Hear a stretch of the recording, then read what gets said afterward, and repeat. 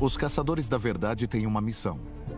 Cientistas, historiadores, arqueólogos, todos na trilha dos enigmas da história. Buscando a verdade por trás dos maiores mistérios conhecidos pela humanidade. Nostradamus, o vidente mais famoso da história. Dizem que ele previu com precisão os eventos desde a morte de seu rei até a invasão russa na Ucrânia. E com suas previsões, alcançando o próximo milênio, muitos acreditam que ele previu o fim do mundo. Mas quantas de suas profecias se realizaram? Como ele previu o futuro? E por que as previsões enigmáticas de um médico do século XVI ainda têm tanta influência hoje?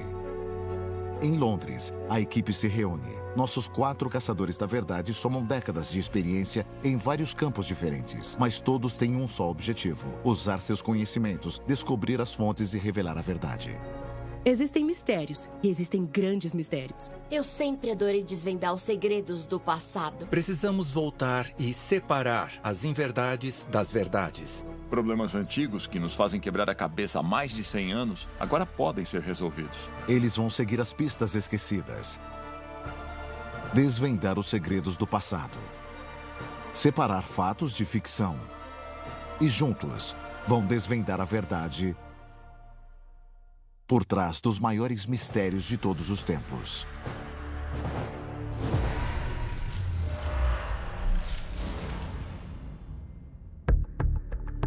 Nostradamus nunca afirmou que suas profecias eram uma ciência exata, e ele sempre deixou espaço para uma interpretação diferente. Mas prever 200 anos no futuro ainda é fascinante. Somos infinitamente fascinados por nossa própria ruína. E Nostradamus explorou essa necessidade humana vital em sua escrita. Nostradamus, o vidente mais famoso da história. Dizem que ele previu com precisão os eventos desde a morte de seu rei até a invasão russa na Ucrânia. E com suas previsões alcançando o próximo milênio, muitos acreditam que ele previu o fim do mundo. Em sua vida, ele foi cortejado pela realeza, reverenciado pelas massas e perseguido pela Inquisição. Hoje, mais de 450 anos após sua morte, As Profecias, sua obra-prima, contendo 1000 visões do futuro, ainda é um best-seller. Mas quantas de suas profecias se realizaram? Como ele previu o futuro? E por que as previsões enigmáticas de um médico e astrólogo do século XVI ainda têm tanta influência hoje? O mais cativante sobre Nostradamus é que muitas das suas previsões nos fazem pensar: tem mesmo alguma coisa muito estranha acontecendo aqui. Ao longo dos séculos, ele previu Louis Pasteur, Hitler, o grande incêndio de Londres. Existe uma precisão realmente difícil de ignorar. Michel de Nostradamus passou anos viajando pela Europa cuidando das vítimas da peste, primeiro como boticário e depois como médico qualificado. Foi em uma de suas missões médicas que ele fez a sua primeira profecia. Em algum momento entre 1538 e 1544, ele estava viajando e conheceu um grupo de monges franciscanos e disse a eles que um deles um dia seria papa. Demorou 40 anos, mas em 1585, um deles se tornou mesmo o Papa Sisto V. Não existe nenhum registro por escrito desse incidente feito pelo próprio Nostradamus, e a elevação ao papado só aconteceu depois da sua morte. Mas foi um bom começo, principalmente em um mundo temente a Deus. Sua previsão sobre o Papa foi só o começo. Mais de 900 outras previsões aconteceriam, registradas na história na forma de quadra. E essas quadras nos contam tanto sobre o homem em si, quanto sobre o futuro. Uma quadra e um verso rimado de 4 versos. Isso indica que Nostradamus era um homem das letras, educado nas tradições poéticas da Grécia e da Roma antiga. E ele escrevia na época da Renascença, quando essas culturas voltaram à moda. Então sabemos que ele era culto e que entendia seu público. Ele começou escrevendo almanaques que eram muito populares na época. Eles continham informações astronômicas como as datas das luas cheias, gráficos das marés e contos do folclore. Mas seu almanaque se destacou por também incluir suas previsões para o próximo ano. Os almanaques foram um sucesso e Nostradamus tornou-se famoso em toda a França. O público acreditava em suas visões e se prendia ao que elas poderiam significar. Eles queriam mais. Quanto mais ele escrevia esses almanaques, mais ele se concentrava em suas profecias e mais seu nome era associado a elas. Em 1554, ele publicou seu primeiro livro, Séculos, contendo 100 previsões sobre os próximos 2000 anos. E foi um best-seller. Nostradamus, o médico, não existia mais. Agora ele era Nostradamus, o vidente. Entretanto, aquela era uma época em que proclamar-se um profeta poderia torná-lo objeto de tortura da brutal Inquisição. O culto e bem relacionado Nostradamus estava ansioso para mostrar que seu trabalho era baseado na ciência. Prever o futuro naquela época era uma coisa muito perigosa. Acusações de heresia e bruxaria poderiam facilmente acontecer, e qualquer uma delas poderia levar à morte. Então ele tomou duas decisões muito espertas. Primeiro, ele vinculou suas previsões ao conhecimento científico e à Bíblia. Ele usou a astronomia para calcular as posições dos corpos celestes na época dos desastres conhecidos da Bíblia. Então ele calculou adiante e disse que os desastres aconteceriam quando as estrelas se alinhassem novamente. Isso se chama astrologia judiciária e é muito inteligente, porque é como se ele dissesse, foi obra de Deus. O que não era nem herético e nem feitiçaria. A segunda coisa que ele fez foi escrever com uma ambiguidade premeditada, abrindo espaço para interpretações. Mas mesmo se levarmos isso em consideração, algumas das previsões dele eram assustadoramente exatas. Uma previsão em especial foi gravemente precisa. Lhe renderia um rico benfeitor e consolidaria seu lugar na história durante sua própria vida. Os Médici eram formadores de opinião florentinos do século XVI que basicamente inventaram um sistema bancário moderno. Quase nada acontecia no continente sem o envolvimento deles. Catarina de Médici não só tinha muito esse poder e riqueza, mas também era a rainha da França. Ela era grande fã dos almanaques de Nostradamus e tornou-se sua benfeitora. E pediu que ele fizesse o horóscopo de toda a família dela. Catarina ficou obcecada por uma das quadras em particular do livro Séculos. O jovem leão vencerá o mais velho em combate em uma única batalha. Ele furará seus olhos através de uma gaiola dourada. 2 feridas transformadas em uma. E então ele terá uma morte cruel. E ele explicou a ela que era sobre seu marido, o rei Henrique.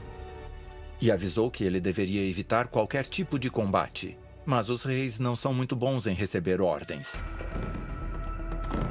Então, em 1559, alguns anos depois, ele participou de um duelo cerimonial, que é um combate simulado em uma única batalha com o conde de Montgomery, um nobre mais jovem que tinha um leão em seu escudo. A lança de Montgomery perfurou a viseira dourada de Henrique e se partiu, com um pedaço atravessando o olho do rei e outro passando por sua têmpora. 2 feridas viraram uma.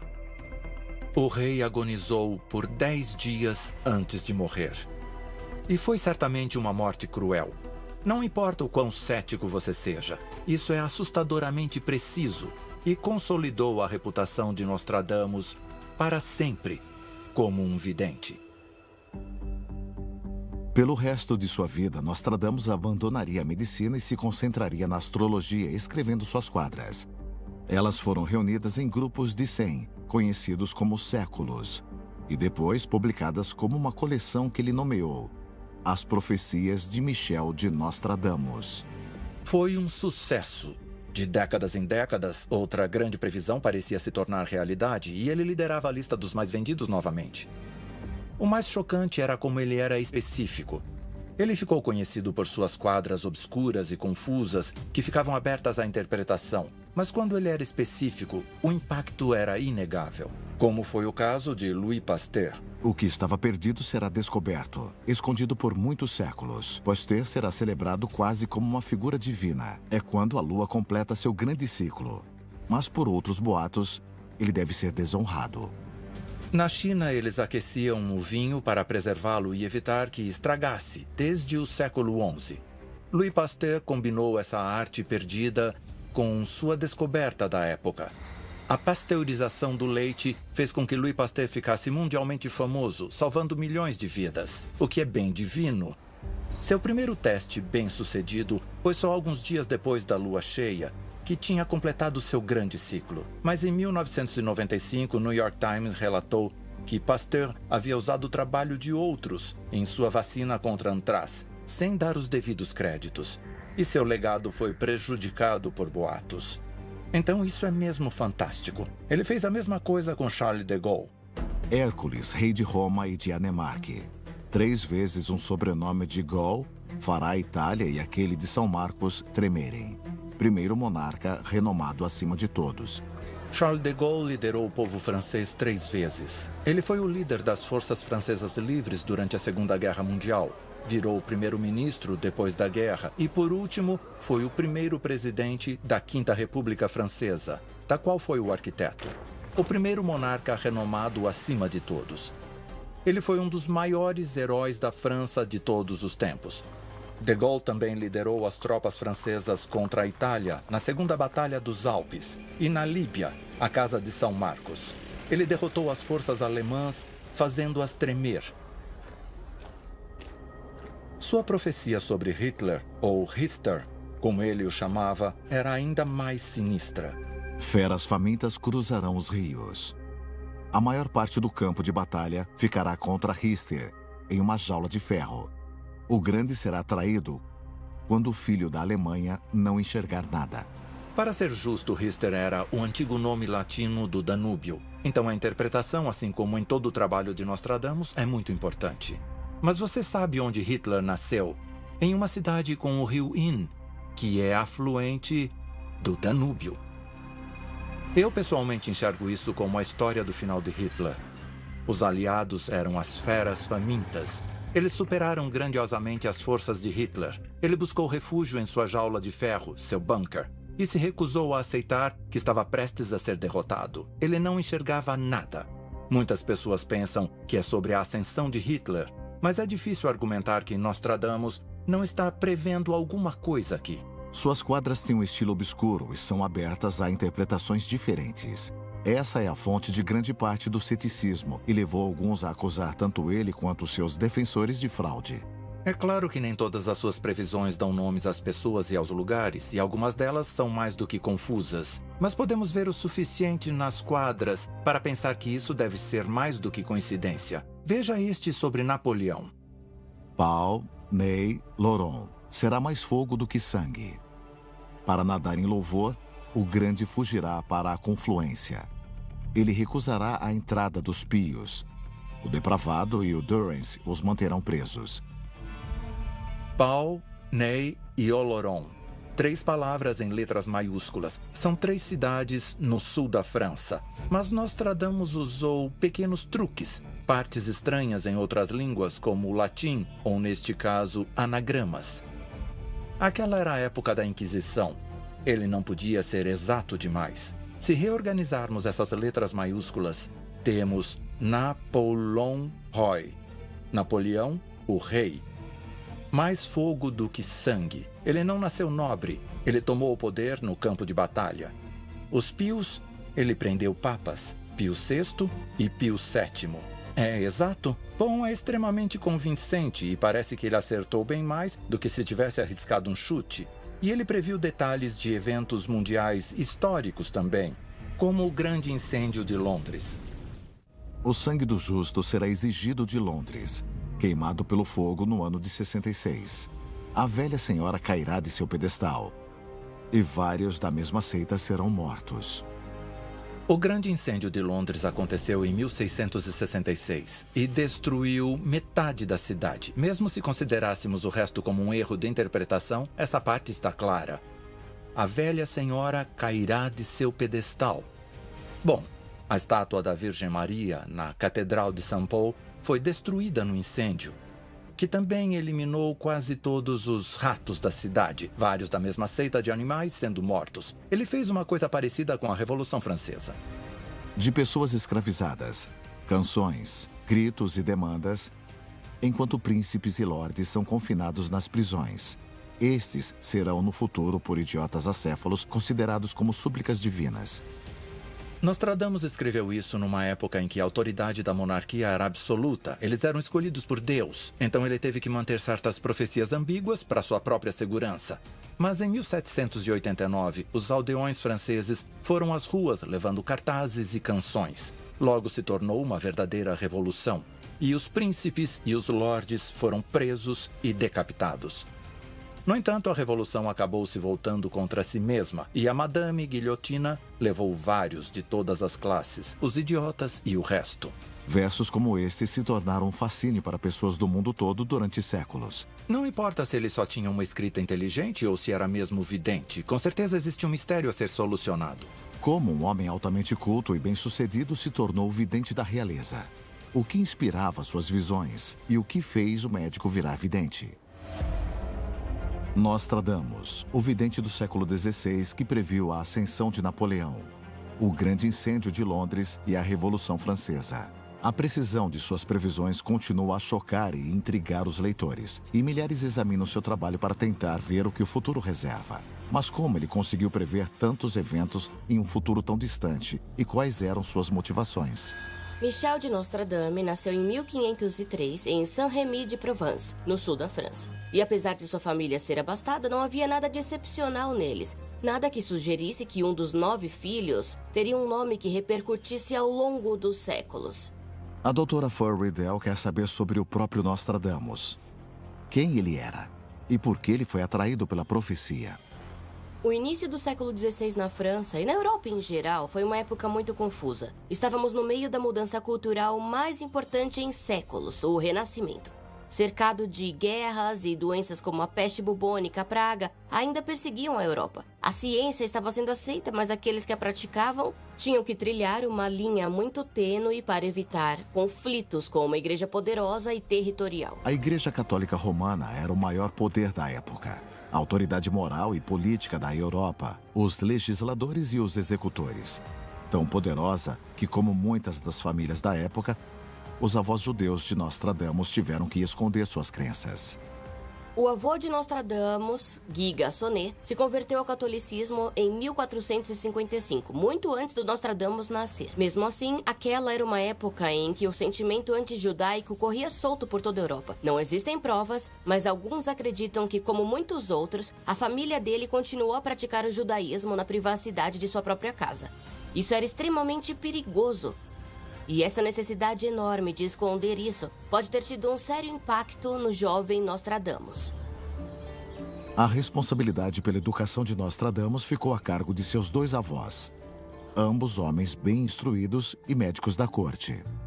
Com sua família, ele aprendeu matemática, astrologia, grego, latim e hebraico e sobre medicina e ervas medicinais. Ele também pode ter aprendido sobre sua herança judaica, em especial sobre o misticismo que envolvia a cabala. Seu avô era um cabalista conhecido. E essa foi uma prática que surgiu na Provença, onde Nostradamus nasceu e sua família viveu. Existem elementos da cabala que aparentemente permitem que os seguidores se comuniquem com o divino ao entrar no mundo espiritual. Se o jovem e curioso Nostradamus foi apresentado a este conhecimento secreto, quase ocultista, então o fascínio por visões do futuro representaria naturalmente uma próxima fase. Foi um fascínio para muitos na época.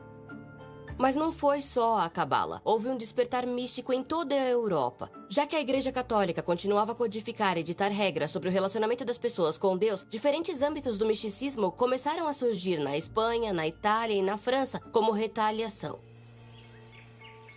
Novos métodos religiosos questionavam qual seria o melhor caminho para criar uma conexão com Deus. As escrituras poderiam ser apenas um guia? Seria possível se conectar com Deus sem um padre? Estas ideias corroeram lentamente a autoridade absoluta da Igreja como representante da vontade de Deus na Terra.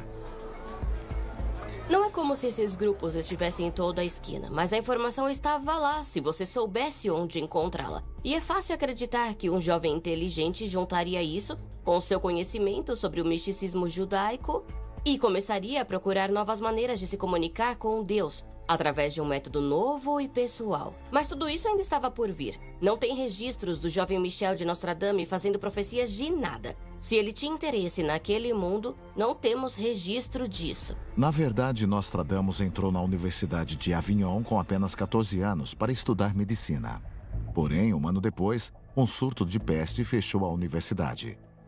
Privado de seus estudos, Nostradamus partiu por um caminho alternativo, onde começou a mostrar sinais do homem que se tornaria.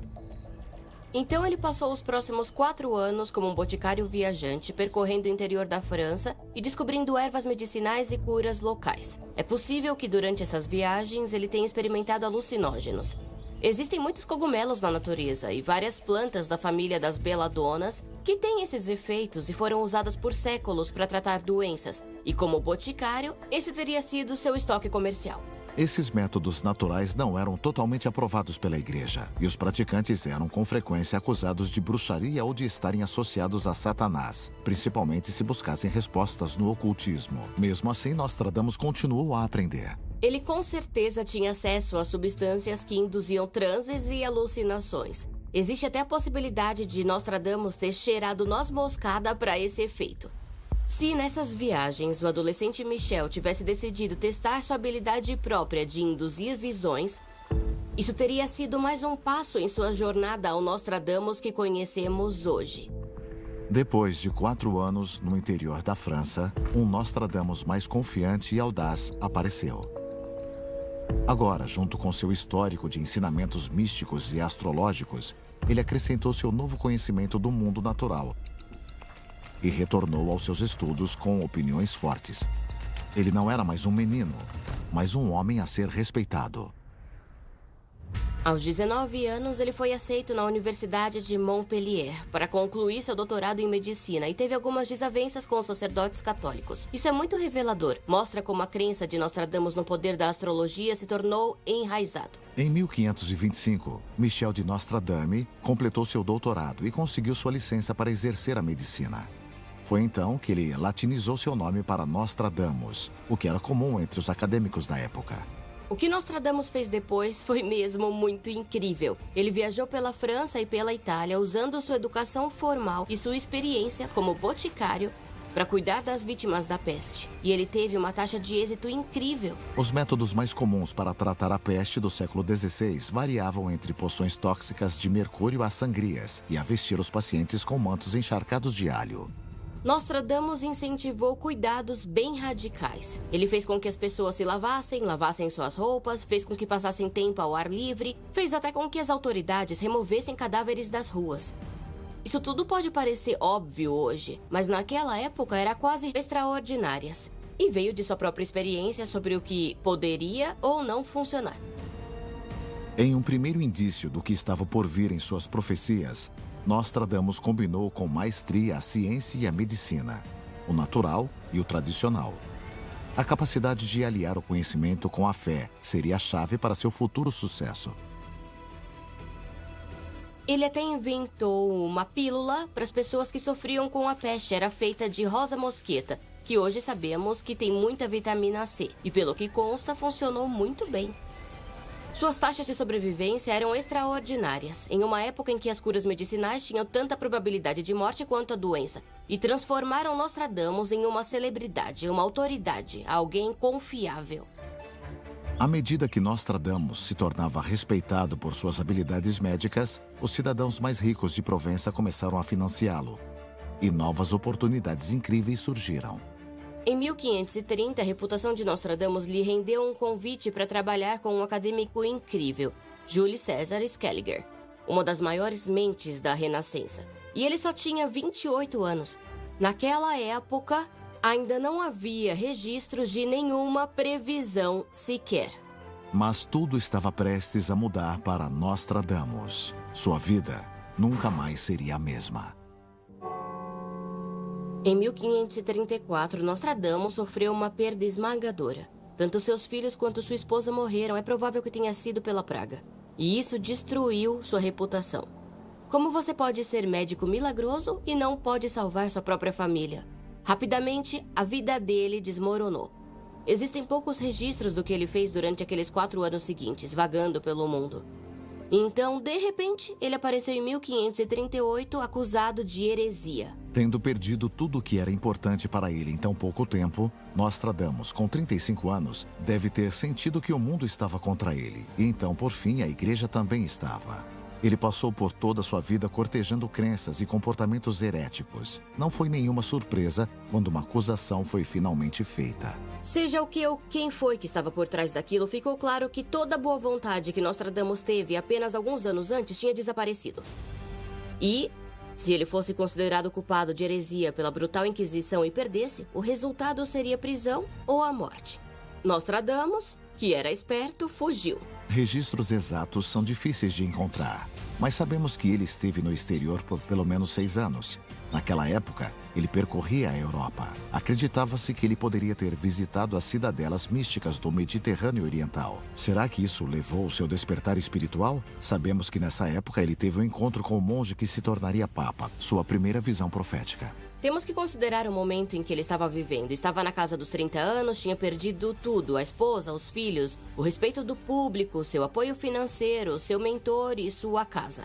Era o suficiente para questionar a conexão de qualquer um com o mundo que ele costumava conhecer. Foi mesmo um despertar psíquico? Foi uma raiva do mundo?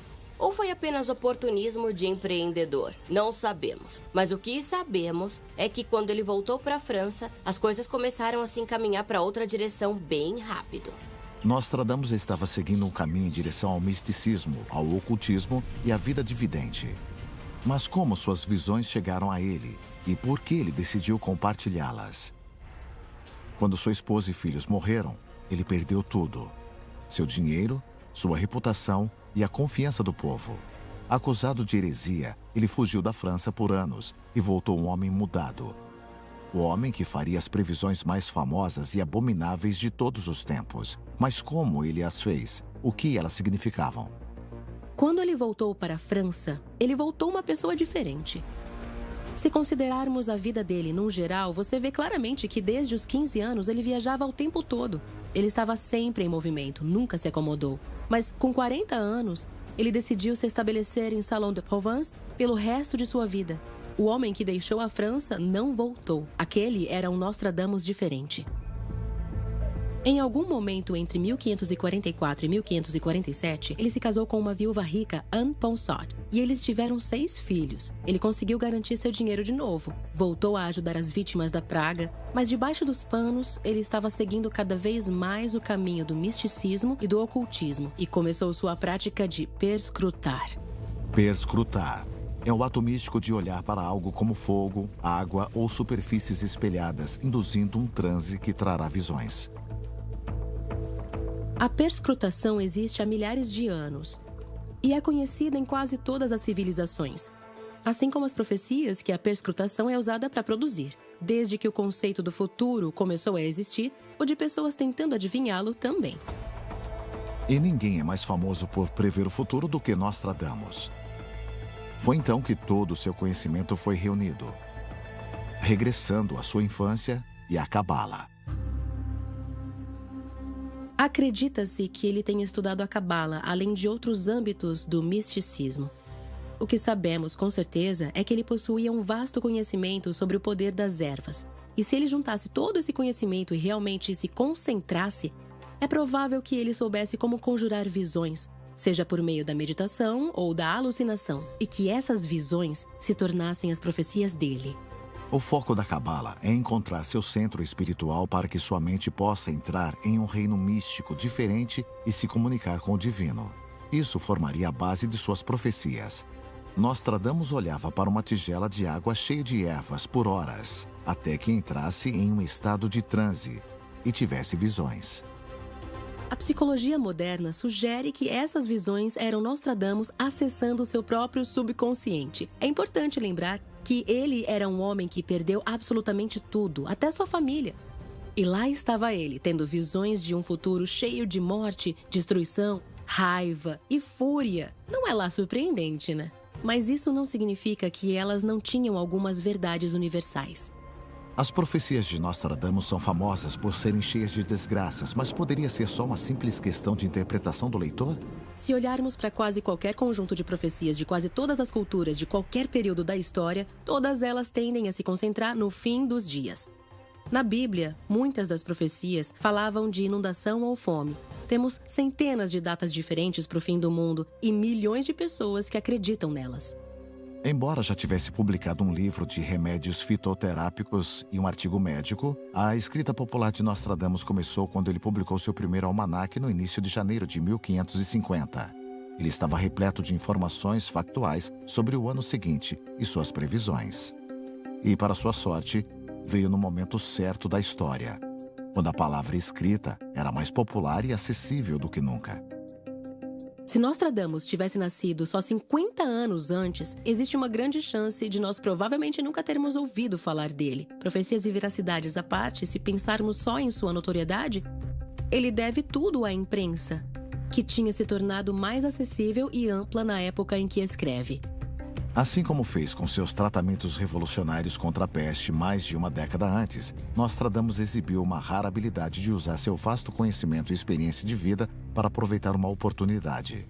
Se os almanaques devem seu sucesso à imprensa, ou se a imprensa foi uma oportunidade que Nostradamus aproveitou para recuperar sua fama e sua reputação, nunca saberemos. Mesmo assim, há poucas dúvidas de que foi instrumental. Sem isso, seu trabalho não poderia ter alcançado um público tão amplo. As profecias de Nostradamus foram impressas centenas de vezes e lidas por milhares de pessoas. Interpretações diferentes, países diferentes, vários resultados possíveis, o que seria muito útil se você estivesse sendo tão vago quanto ele sobre o futuro. Os almanaques de Nostradamus foram publicados todos os anos até sua morte em 1568, às vezes 2 ou 3 por ano. Com o passar dos anos, eles se tornaram cada vez mais focados na profecia. O público não se cansava. Aquela foi uma época em que o desconhecido era mesmo desconhecido. A população em geral ainda acreditava em anjos, em um verdadeiro demônio na Terra, em possessão, em bruxaria. A ideia de que esse homem pudesse prever o futuro não parecia assim tão absurda. Quer dizer, veja quantas pessoas ainda verificam seus horóscopos todos os dias, até hoje. Seus colegas acadêmicos o desprezavam, mas isso não afetou nem um pouco suas vendas. Conspiração e profecia vendem. Sempre venderam. Quem contar a melhor história, vence. E Nostradamus tinha uma história incrível. O sucesso de seus almanaques e a popularidade de suas profecias levaram ao seu primeiro livro, Séculos, em 1555, e ao estilo de escrita distinto pelo qual ele se tornou famoso. O fervor religioso caiu como uma luva nas mãos de Nostradamus. O fato de todos os livros terem de passar pela censura da Igreja Católica deu a ele um disfarce perfeito. Em qualquer sinal de magia ou bruxaria, além de suas obras não serem publicadas, ele corria o risco de ser acusado de heresia. Pode-se até concluir que o fato de sequer terem sido publicadas significa que suas profecias receberam algum tipo de aprovação implícita da Igreja, um aval importante naquela época. A Igreja não era só a censura final de todas as obras literárias, mas também atuava como juiz e júri em todas as heresias. O fanatismo da Inquisição do século XVI foi lendário. Enquanto Nostradamus estava em bons termos com a Igreja, a lógica por trás de fazer suas previsões misteriosas é clara. Mesmo que ele acreditasse que suas visões lhe diziam exatamente o que iria acontecer, eu não consigo vê-lo colocando isso em total destaque. Não era bom para ele correr o risco de ser acusado de usar magia, e foi aí que seu conhecimento sobre a Bíblia e sobre a astrologia judiciária teria sido útil. Eu diria que foi um bom disfarce se ele tivesse só inventado coisas e quisesse que as pessoas acreditassem nele com facilidade. E muitos acreditaram nele, incluindo a rainha francesa Catarina de Médici, que fez de Nostradamus uma parte central da corte real, não só como médico de sua família, mas também como seu vidente pessoal. Se você pensar em Nostradamus como uma marca, este foi o maior apoio de uma celebridade que ele poderia pedir. Ela era poderosa, popular e respeitada em toda a Europa. Por se associar a ela e por sua previsão exata e inexplicável da morte de Henrique II, sua fama, sua marca, se espalhou por toda a Europa. E ele ganhou dinheiro com isso e com seu livro mais vendido. Séculos está repleto de previsões que relatam os próximos 2000 anos. Mas os princípios por trás das profecias de Nostradamus eram uma natureza repetitiva da história. Grandes cidades queimadas, impérios em colapso, as quedas ou assassinatos de grandes líderes. Se você estudar por tempo suficiente, os padrões surgem. Se você escreveu bastante sobre eles, acaba acertando algum. Existe uma boa razão para quase nenhuma de suas previsões serem datadas. Ele estudou a Bíblia, ele estudou as histórias romanas de Plutarco, ele identificou o que continuava acontecendo e disse que aconteceria de novo. É mesmo surpreendente isso ter acontecido? Usar o comportamento passado como modelo para o que o futuro reserva pode ser uma ferramenta muito útil, uma que ainda é utilizada por cientistas respeitados hoje.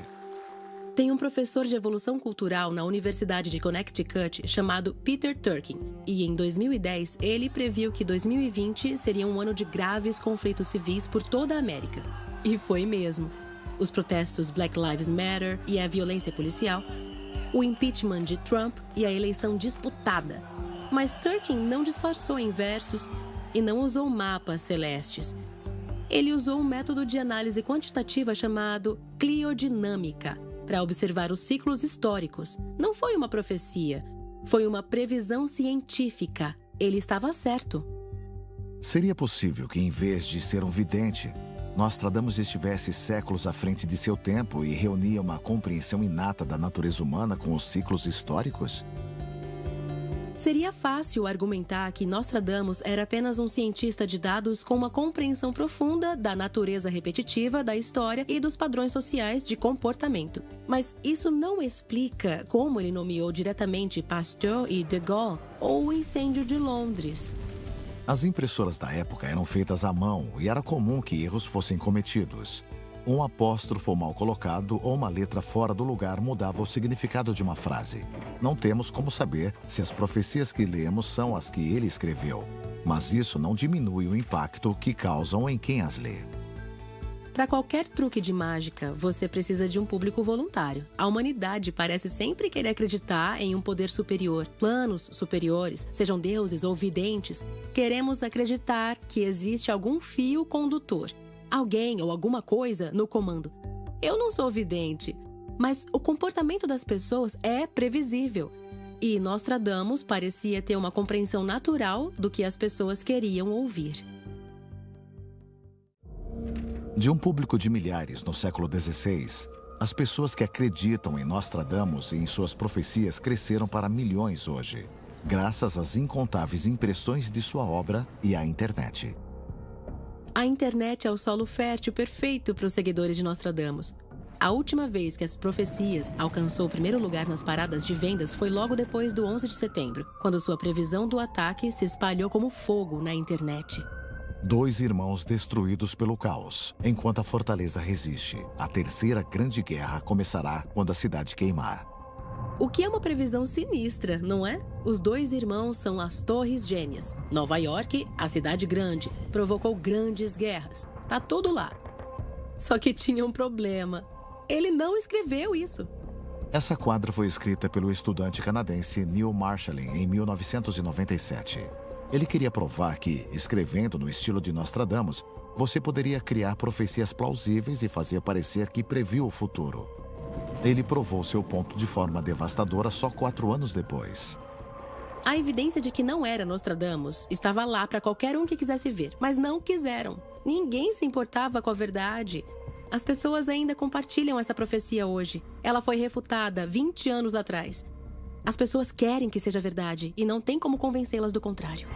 Será que todas as profecias precisas de Nostradamus foram apenas o acaso baseado em noções científicas de repetição? Será que não só favorecidas por traduções generosas e erros de impressão? Somos vítimas de um golpe empresarial cometido há 4 séculos? Que certeza podemos ter de que Nostradamus previu mesmo o futuro?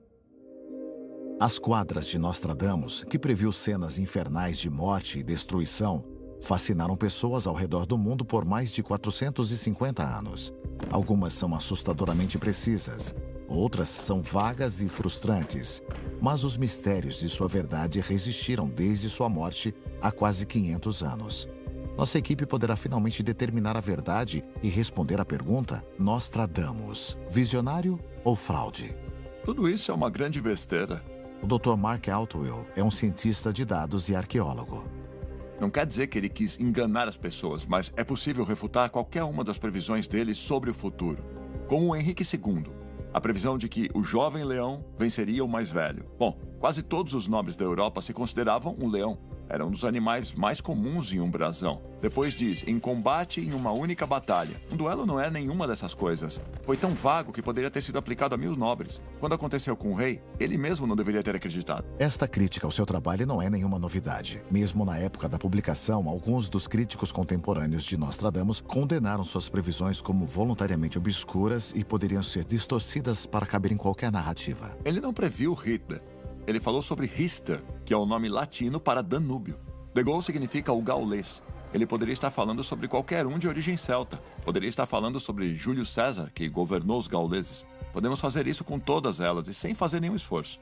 Mark usa a aprendizagem automática e sistemas analíticos para descobrir padrões ocultos no comportamento e em eventos humanos. Existe um teorema chamado Lei dos Grandes Números. Afirma que com um grupo de amostra grande o bastante, qualquer resultado altamente improvável é mais provável de ser visto. Em outras palavras, se você prever algo que é possível, não importa o quanto seja improvável, dada a plenitude do tempo e o grande número de eventos, pode acabar acontecendo. Os céticos defendem que todas as 942 quadras publicadas de Nostradamus são tão vagas que poderiam ser aplicadas a quase qualquer coisa 2000 anos depois de sua morte. Com esse intervalo na história, a lei dos grandes números entra em jogo. Nos 450 anos, desde que foram publicados, talvez exista uma dúzia na qual você pode apresentar um forte argumento. Considerando o mundo todo e tudo o que acontecia naquela época, ele acertou uma a cada 30, 40 anos. Eu diria que, de acordo com a lei dos grandes números, ele está bem abaixo da média. A capacidade de Nostradamus de ocultar e apresentar informações com base na probabilidade é uma ferramenta comum que ainda é usada por videntes hoje. Videntes, médiums, paranormais, essas pessoas dependem do público para preencher as lacunas e buscam pelo que é provável e plausível. Algumas usam ciências ou matemática, outras nem tanto, mas todas torcem para que acertem, porque se conseguirem acertar alguma coisa, alguém vai acreditar nos poderes. Foi essa aplicação de probabilidade que levou ao sucesso de Nostradamus. Ele aplicou isso ao mundo todo e ao futuro. É difícil errar quando se faz isso, já que quase todo mundo consegue acertar alguma coisa às vezes. Será que Nostradamus tinha apenas uma compreensão da probabilidade e do comportamento humano? Que suas previsões nada mais eram do que dizer ao público o que eles queriam ouvir? Ele era um homem inteligente e deve ter notado que as pessoas gostam de se ver como parte de algo maior. Ele também deve ter notado que gostamos de generalizar e escolher as peças que se aplicam a nós. Não notamos o comum, mas notamos o extraordinário. E essas profecias foram extraordinárias. Das 942 previsões feitas há 450 anos, existem dezenas das quais nós adequamos a eventos importantes desde então. Quer dizer que existem 932 previsões que estão erradas, mas focamos nas coisas que ele acertou, porque são extraordinárias. Segundo alguns estudiosos da obra de Nostradamus, a geração das quadras pode até ter sido aleatória. Tem um escritor chamado Peter Lemosurier, e é certo dizer que ele acredita. Ele escreveu 10 livros sobre isso. Não é um cético, mas também usa o pensamento crítico. Ele acredita que as quadras foram escritas por meio da bibliomancia. A bibliomancia é a prática de prever o futuro ao interpretar uma passagem escolhida de maneira aleatória de um livro, sendo mais comum a Bíblia. No caso de Nostradamus, ele usaria cálculos astrológicos para prever a recorrência desses eventos.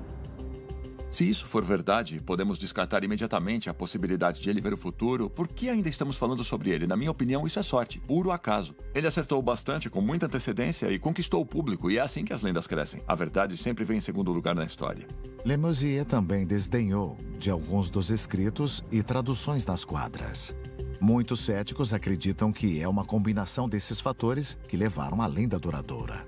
Tem uma frase que eu gosto que fala sobre desenhar o alvo ao redor da flecha. Se você atirar primeiro e depois acertar o alvo, nunca erra. Parece que é isso que acontece com alguns seguidores. Quando você tem previsões formuladas de maneira vaga e toda a história para escolher, você pode fazer a previsão se adequar ao evento.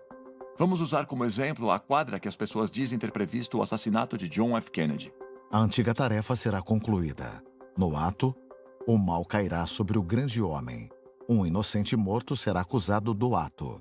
O culpado permanecerá na névoa.